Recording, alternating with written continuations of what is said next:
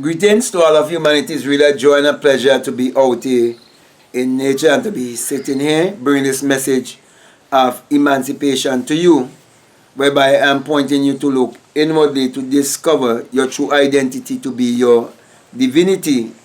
And what I'm doing is what Abdullah, our elder, mentor, and ancestor would have done to Neville Goddard by teaching him how to look inwardly and to feast on the nutritious mental diet that would bring him to discover the highest version of himself.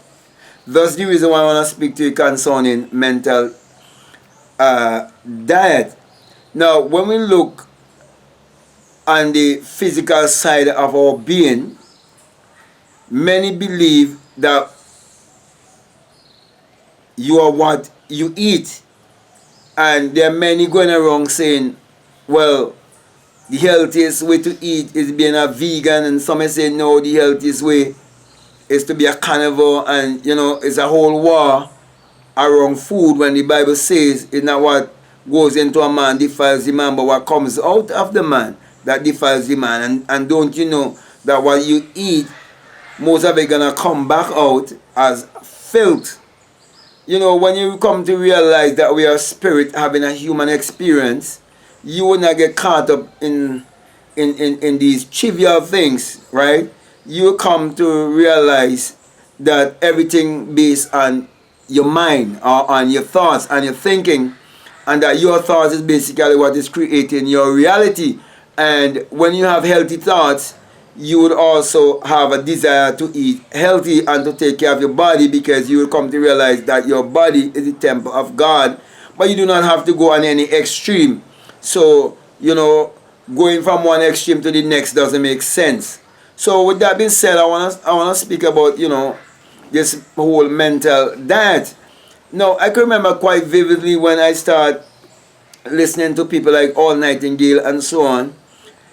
I remember I decided that I'm going to go on a mental diet for about, say, a week, okay? And when I decide to go on a mental diet for a week, I look around and I ask myself, where is the devil? Because I grew up where I've been taught that there's a devil and that God is outside of myself, and that the Bible is literal and that the Bible is secular history. So I look around and I was asking myself, where is the devil?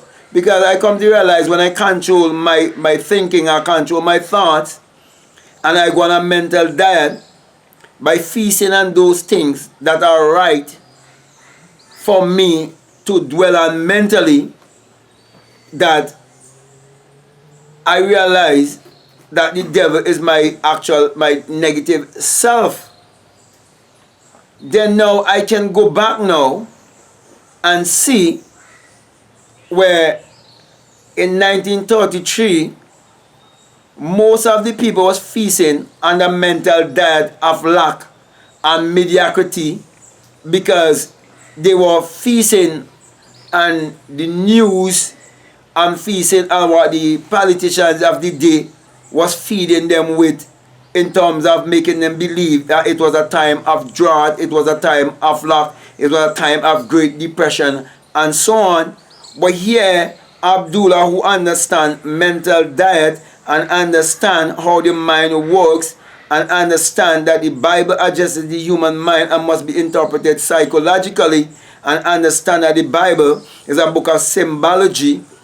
Here he was teaching Neville Goddard that when he had this desire to go to Barbados, how to feast on the right mental diet to make his wish his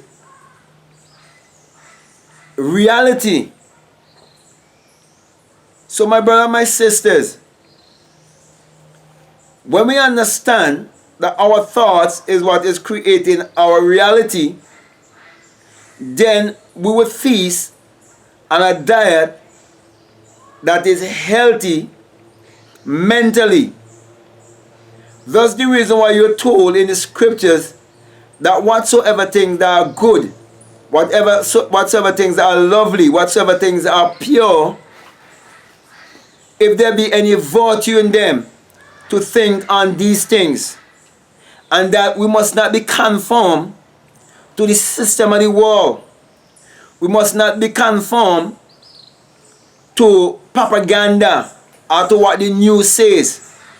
But we must be transformed by the renewing of our mind. So, my brothers and my sisters, if you're what you eat, then you become what you think about. Because eating is partaking. And when you feast on negative thinking, you are partaking. You are eating. And whatever you eat or accept and digest in your subconscious mind is what you would become. So just as how you have a digestive system physically, so you have a spiritual digestive system also called your subconscious mind that digests whatever you put in it, and it's gonna give you back what you put in it. Just like the digestive system gonna give you back what you put in it in the form of the filth. And based on what you eat, you would smell the scent. So even the more dead things you eat, is the more stronger the scent of what you're giving off would be. The more closer you eat to nature, and the more you eat more, the more vegetables and these kind of thing you eat to get the chlorophyll from the plant and so on. You know what I mean? You won't smell as much.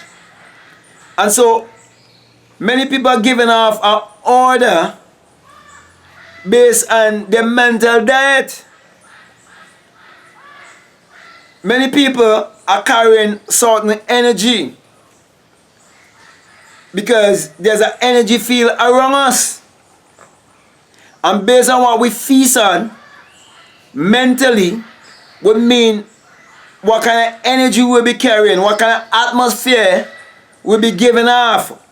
Whether it would be sweet like perfume in the ears of the hearer, whether it would be uplifting, whether it would be exalting and uplifting each other,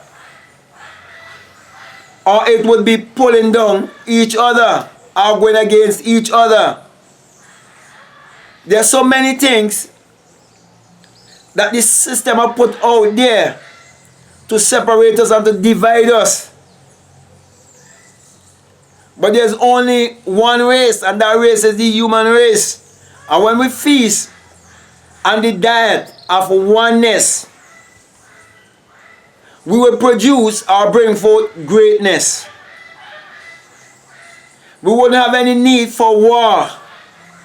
We wouldn't have any need for segregation and racism and apartheid and all of these different things that separate us.